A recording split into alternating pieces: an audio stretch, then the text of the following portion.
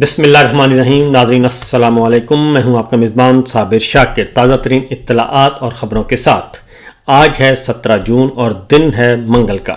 آج عمران خان صاحب سے ملاقاتوں کا دن ہے. ملاقاتیوں کے نام ارسال کر دیے گئے ہیں، جن میں قاضی محمد انور صاحب ہیں، نیاز اللہ نیازی صاحب ہیں، نعیم حیدر پنجوتا ہیں، شعیب شاہین صاحب ہیں اور اویس احمد ہیں. یہ 5 نام ارسال کیے گئے ہیں. زیادہ تر امکان یہی ہے کہ ملاقات کی اجازت نہیں ملے گی. اگر ملی تو ایک آدھ وکیل شاید جانے میں کامیاب ہو سکیں، کیونکہ فیلڈ مارشل اور پنجاب کی سرکار، ٹک ٹاکر سرکار جو ہے وہ نہیں چاہتے کہ عمران خان صاحب سے ملاقاتیں کروائی جائیں اور ان کا بیانیہ باہر آئے اور ان کا موقف اخبارات میں، میڈیا میں، سوشل میڈیا میں، ڈیجیٹل میڈیا میں آئے، کیونکہ عمران خان صاحب کمپرومائز کرنے کے لیے تیار نہیں ہیں اور اب تک ان کو جتنی بھی ڈیلز آفر کی جا چکی ہیں وہ اسے مسترد کر چکے ہیں. اور پھر ساتھ ہی ساتھ وہ فیلڈ مارشل کو آڑے ہاتھوں لیتے ہیں اور وہ براہ راست ان پر تنقید کرتے ہیں. اس لیے عمران خان قید تنہائی کا شکار ہیں. ان کی اہلیہ بشرا بی بی بھی قید تنہائی کا شکار ہیں اور بہت سارے جو ان کو حق حاصل ہیں جیل مینول کے مطابق، جیل قانون کے مطابق، وہ بھی سہولتیں ان کو نہیں دی جا رہی اور ان کو سخت ترین حالات میں رکھا ہوا ہے. جبکہ عام قیدی جو ایون دہشت گردی کا بھی قیدی ہو، سزا یافتہ ہو، اس کے بھی حقوق ہوتے ہیں. لیکن عمران خان، بشرا بی بی اور پاکستان تحریک انصاف کی دیگر جو رہنما اور کارکن گرفتار ہیں یا ان کو سزائیں سنائی جا چکی ہیں، ان کو وہ حقوق بھی میسر نہیں ہیں. تو بہرحال دیکھتے ہیں کہ یہ فسطائیت کی رات کب ختم ہوگی. دوسری جانب ایران اسرائیل جنگ وہ 5ویں روز میں داخل ہو چکی ہے اور اس وقت تابڑ توڑ حملے کیے جا رہے ہیں. جو تازہ ترین صورتحال ہے اب اس میں مزید ممالک جو ہیں وہ بھی شامل ہو رہے ہیں. ایرانی فوج کا نیتن یاہو پر براہ راست حملہ ہو چکا ہے اور اسرائیل کی آیت اللہ خامنائی کے قتل کی منصوبہ بندی بھی سامنے آ چکی ہے، کیونکہ نیتن یاہو کے گھر پر حملہ کیا گیا اور وہ گھر پر موجود نہیں تھے، ورنہ وہ یقیناً ہٹ ہوتے. دوسری جانب ایران کے روحانی پیشوا آیت اللہ خامنائی کو قتل کرنے کا نیتن یاہو نے اعلان ایک ٹیلی ویژن چینل پہ بھی بتا دیا ہے کہ اس مسئلے کا حل ایران کے روحانی پیشوا، روحانی سپریم لیڈر جو ہیں آیت اللہ خامنائی کے قتل میں ہی فائدہ ہے، ادروائز نقصان نہیں ہے. لیکن پریزیڈنٹ ٹرمپ نے انہیں قتل کرنے کی اجازت نہیں دی. تو یہ صورتحال اس وقت یہاں تک یہ دشمنی پہنچی ہوئی ہے. صورتحال یہ ہے کہ پاکستان کیا کرے گا اور ایران کے ساتھ کون کون سے ممالک ہیں. اس کی وجہ یہ ہے کہ نیتن یاہو یہ بھی کہہ چکے ہیں کہ ایران کے بعد اگلا نشانہ پاکستان ہوگا اور اس میں کوئی بعید نہیں، یہ کوئی ایسی بات نہیں ہے کہ جو نہ ہونے والی ہو، بلکہ اگر اسرائیل کے پاکستان کے ساتھ تعلقات دیکھے جائیں تو جب بھی بھارت نے حملہ کیا یا بھارت نے کوئی سازشی تانے بانے بنے تو اسرائیل نے ہمیشہ بھارت کا ساتھ دیا، اور وہ 2019 کا معاملہ ہو یا پھر حالیہ جنگ ہو. اور اس میں اسرائیل کی فورسز کی پریزنس جو ہے، ٹیکنیکل سپورٹ ہے، فوجی امداد ہے، ہر طرح کی امداد وہ بھارت کو میسر ہوتی ہے اسرائیل کی طرف سے. یہ تو ہے پاکستان اور اسرائیل کے درمیان جو جاری رنجشیں ہیں. اب معاملہ کیا ہے؟ معاملہ یہ ہے جناب کہ ایران اور اسرائیل کی جنگ جو ہے، جو کہ 5ویں روز میں داخل ہو چکی ہے اور اس کے فی الوقت کوئی ختم ہونے کے یا جنگ بندی کے آثار نظر نہیں آ رہے. اسرائیل کی جانب سے تازہ حملوں میں ایران کا سرکاری ٹیلی ویژن، ان کے ریڈیو، عمارتیں، ہسپتال، عوامی املاک کو بھی نشانہ بنایا جا چکا ہے. جبکہ ایران نے بھی جواباً متعدد بیلسٹک میزائل فائر کیے ہیں اور وہ بھی مسلسل وہ بھی نقصان پہنچا رہا ہے جتنا بھی پہنچ سکتا ہے. یہاں تک کہ ایران نے یہ دعویٰ کیا ہے کہ اسرائیل کے 2 مزید F-14 طیارے تباہ کیے ہیں اور اس کی ویڈیو بھی جاری کر دی گئی ہے. جبکہ دوسری جانب اسرائیل نے F-35 جو ہے جدید ترین لڑاکا طیارہ جو کہ امریکہ کا بنا ہوا ہے، اس کو بھی گرانے کا دعویٰ کیا ہوا ہے. اس طریقے سے اب مجموعی طور پر 5 طیارے گرانے کا ایران جو ہے وہ دعویٰ کر چکا ہے اور ابھی تک اس کی ایسی کوئی واضح طور پر تردید نہیں آئی. تو صورتحال اس وقت یہ ہے کہ اسرائیل نے گزشتہ رات بھی بھرپور جو ہے وہ حملے کیے، تہران پہ حملے کیے اور اسرائیل نے تہران خالی کرنے کا کہہ دیا اور ایران نے تل ابیب والوں کو کہا کہ آپ شہر خالی کر دیں، تو اب شہروں کو نشانہ بنانے کے لیے بڑی منصوبہ بندی کی جا رہی ہے۔ اس صورتحال میں ساری سچویشن میں اس وقت جو میرے سامنے کچھ اعداد و شمار ہیں وہ بھی آپ کے سامنے رکھے دیتے ہیں جناب۔ ایرانی پاسداران انقلاب کی جانب سے جو بیان جاری کیا گیا اس کے مطابق انہوں نے کہا کہ تل ابیب میں فوجی اہداف کو بھی ہم نشانہ بنائیں گے اور جانی نقصان سے بچنے کے لیے شہر تل ابیب جو ہے وہ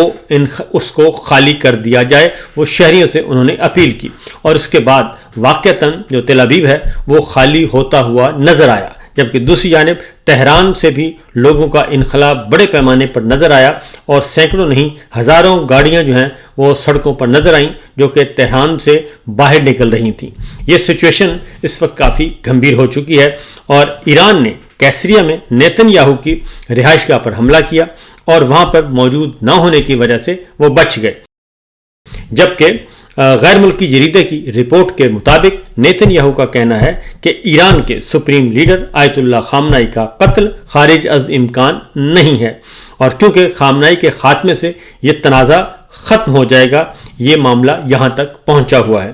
دوسری جانب ایران نے اسرائیلی جارحیت کے باعث جوہری عدم پھیلاؤ کے معاہدے NPT سے نکلنے پر غور شروع کر دیا ہے اور ایرانی پارلیمنٹ میں پیش کرنے کے لیے بل کی تیاری شروع کر دی گئی ہے۔ اس کا مطلب کیا ہوگا؟ اگر NPT سے ایران نکل آتا ہے تو اس کا مطلب ہے کہ وہ جوہری دھماکہ کرنے میں، جوہری ہتھیار بنانے میں آزاد ہوگا، اور اگر اس نے کوئی معاہدہ کیا تھا تو وہ معاہدہ ختم کر رہا ہے، اور اس کے بعد پھر ایران جو ہے وہ جوہری دھماکہ کرنے کی پوزیشن میں ہوگا، کیونکہ انٹیلیجنس رپورٹس کے مطابق ایران کے پاس اتنا مواد موجود ہے، اتنا جوہری مواد موجود ہے کہ جس سے وہ جوہری ہتھیار تیار کر سکتا ہے، اور کم از کم 9 ایٹم بم بنانے کی ان کے پاس صلاحیت موجود ہے فی الوقت۔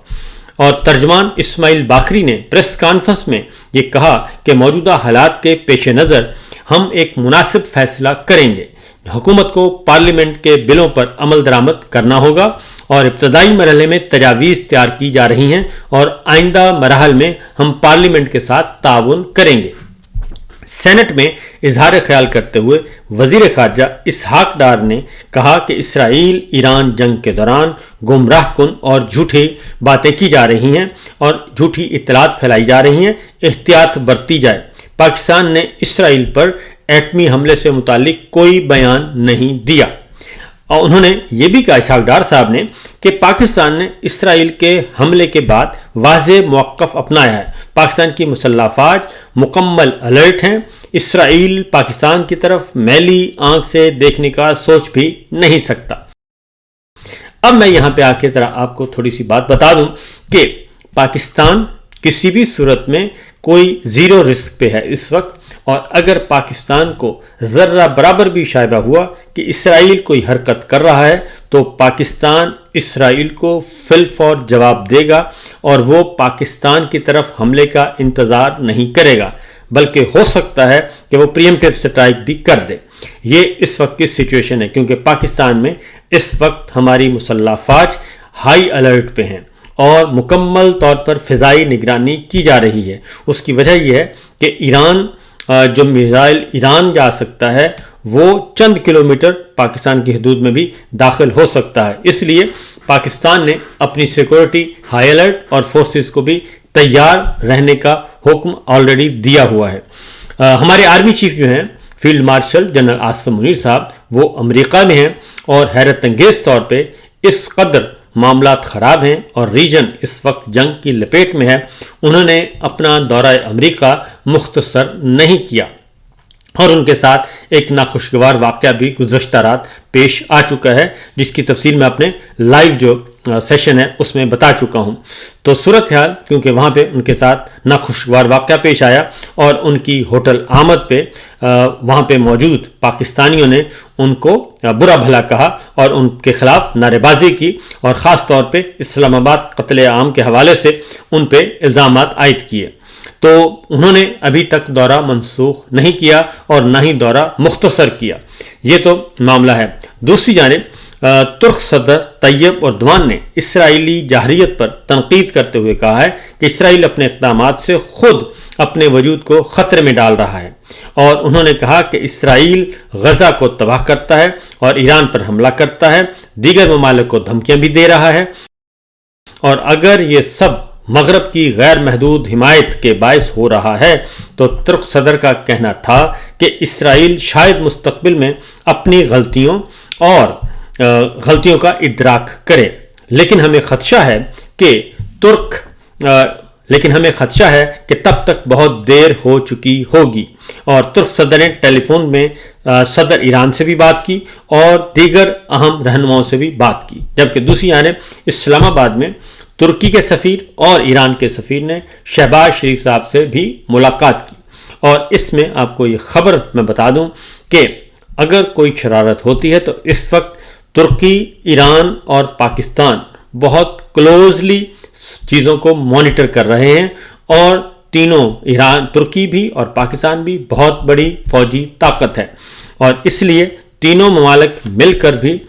کچھ کارروائی کر سکتے ہیں۔ صدر ٹرمپ نے ایران اسرائیل جنگ میں شامل ہونے کا اندیا دیا ہے، اور انہوں نے کہا کہ ایران جنگ نہیں جیت سکتا اور اسے فوری طور پہ بات چیت کرنی چاہیے، اور اس سے پہلے کہ بہت دیر ہو جائے انہوں نے کہا کہ ایران نے یورپ اور خلیجی ممالک کے ذریعے پیغامات بھیج کر بتایا کہ وہ جنگ کا خاتمہ چاہتا ہے۔ ایران اور اسرائیل کی جنگ ختم کرانے کے لیے بات چیت ہو رہی ہے اور ملاقاتیں جاری ہیں، جلد یہ تنازع ختم ہو جائے گا۔ ایرانی صدر مسعود نے پارلیمنٹ میں خطاب کرتے ہوئے کہا کہ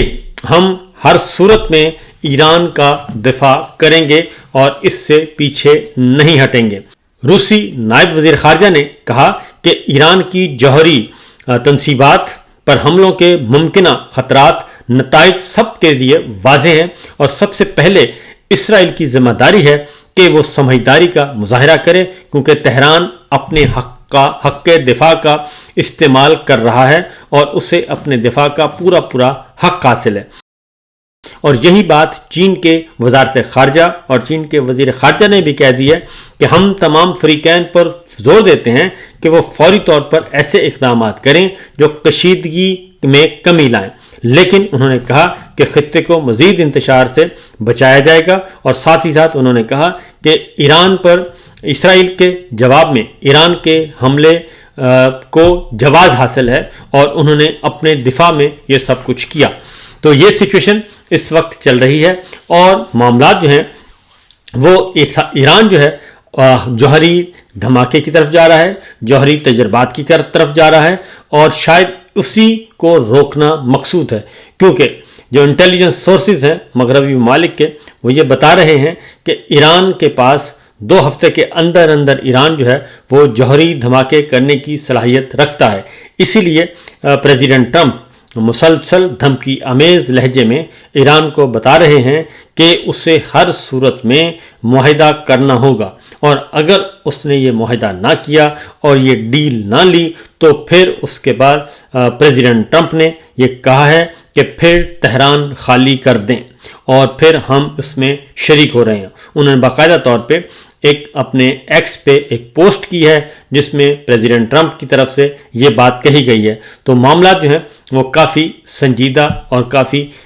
گمبھیرتا ہیں جی، اور دیکھتے ہیں کہ معاملات کس طرف جاتے ہیں، اور البتہ طیارے گرائے جا رہے ہیں اور بڑے بڑے دعوے کیے جا رہے ہیں، لیکن حقیقت یہ ہے کہ ہر 2 صورتوں میں اس وقت پورے کا پورا ریجن جو ہے وہ ایک خوفناک جنگ کی طرف جا رہا ہے، اور کوئی بھی پیچھے ہٹنے کے لیے تیار نہیں، اور اگر یہ جنگ بڑھتی ہے تو پاکستان بھی اس سے متاثر ہوگا اور مسلم ممالک دے کر بھی متاثر ہوں گے۔ لیکن جو اچھی بات ہے وہ یہ ہے کہ پھر